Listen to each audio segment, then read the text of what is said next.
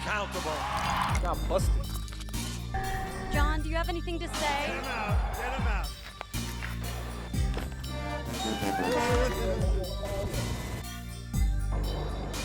Bless us and heal us and hold us in your love. Anything you want to say? Get out of there. The house is gonna go. Grateful fire crews got this thing under control. That's one that won't come back.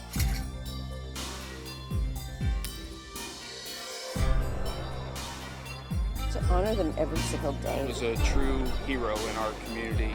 The fact that it's a 1-year-old boy. She just grabs your heart. Please cherish your children. I want something better for my life. I don't want this. Oil and gas country.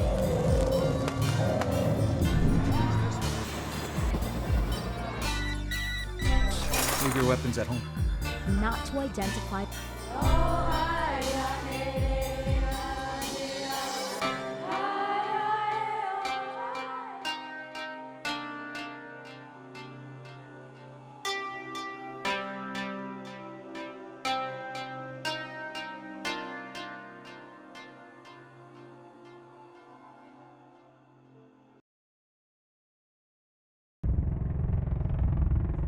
This is the CV-22 Osprey.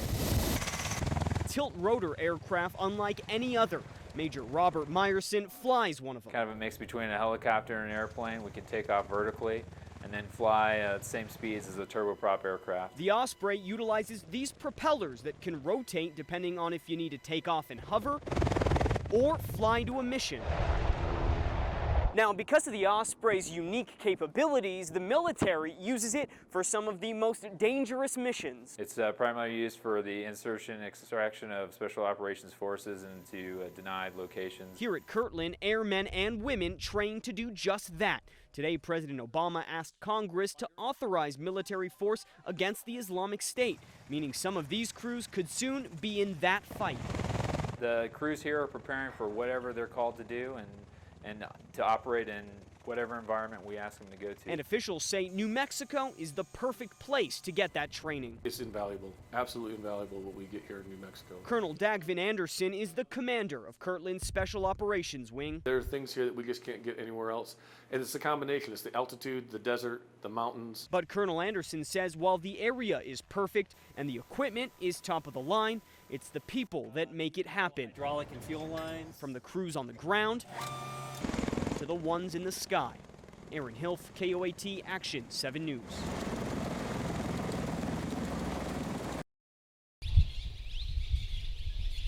It's a hole in the rock about 20 miles outside the city of Carlsbad. Head into this cave and descend 750 feet down a windy, narrow path, and you'll stumble upon this mysterious underground world. Watch your head here as we enter into the big room.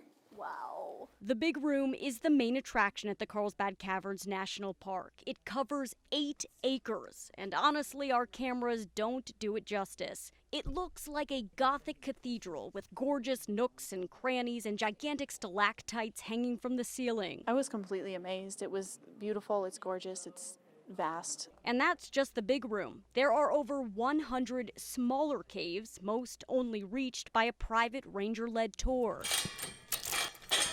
But we're giving you a sneak peek. Head through this locked gate and walk even deeper into the caves. The guided King's Palace tour will lead you right here to the Green Lake. This is 8 feet deep in one of several natural pools in the caves. This is also the site of the Bashful Elephant, a tiny stalagmite that resembles a shy little guy.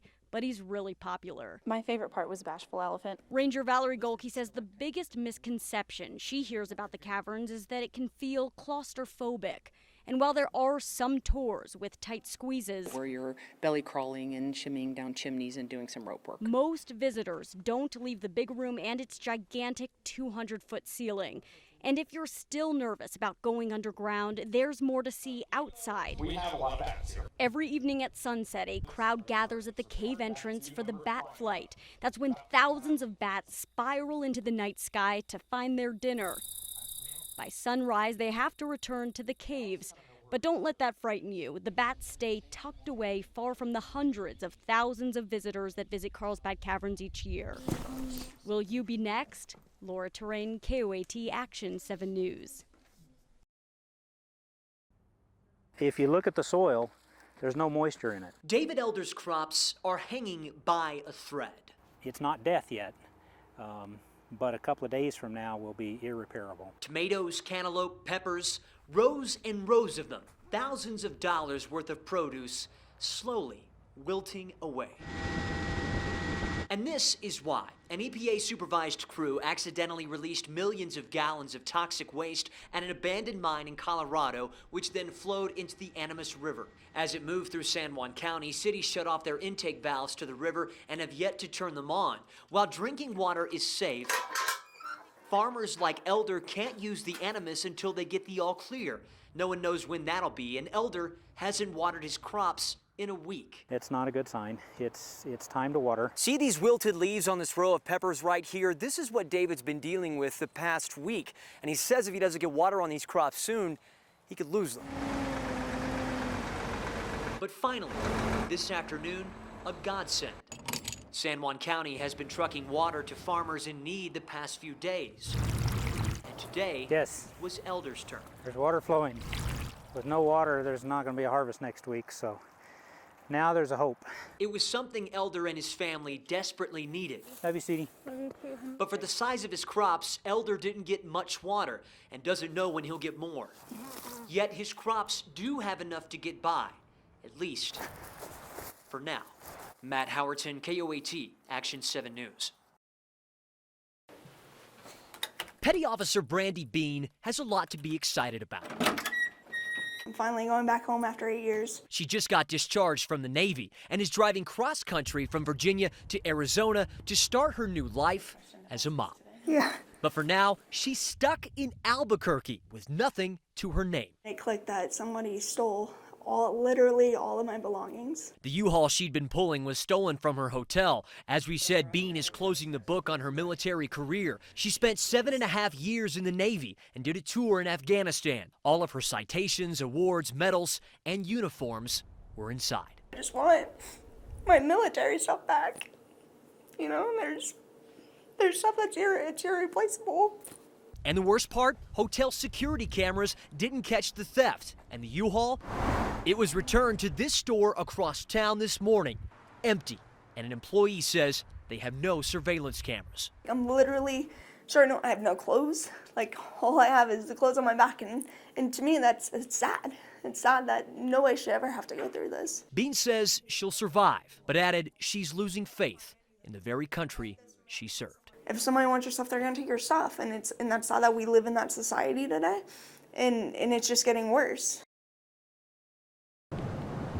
For Susan Robinson, this land north of Socorro is all that's left of her late mother. They were gonna take her stuff out of the house. But now it's engulfed in flames that firefighters say are unpredictable. It went north for a little while, it pushed hard to the west.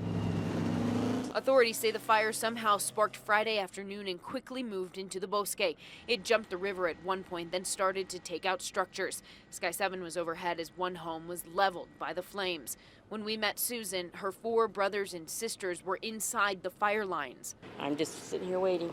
I'll wait here all night to make sure they get out. Trying to save the house she grew up in. Right now, the house isn't as important as getting my brothers and sisters out of there. Minutes later, she got a call from her sister. How close is it? So it's gonna go? She told Susan the fire is advancing, that they're having a hard time stopping it. Get out of there. They're still there. It's right there. Says the house is gonna go. Watching nervously, she says she can only hope the same thing isn't happening to friends and neighbors as they all wait to see which way the fire moves. And right now, firefighters saying the worst thing that could happen tonight is for strong winds to gust up. That means those flames could easily spread further. In Socorro County, I'm Kirsten Swanson, KOAT, Action 7 News.